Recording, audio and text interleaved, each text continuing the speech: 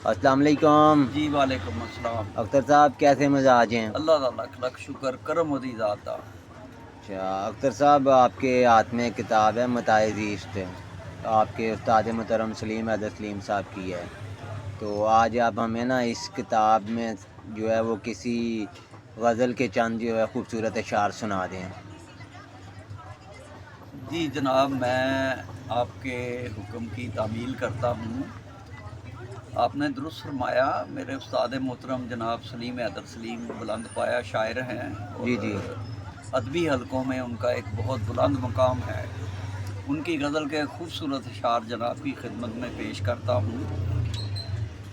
कम ज़र्फ़ से ये उम्मीद रखना, कम ज़र्फ़ से ये उम्मीद रखना, हाँ।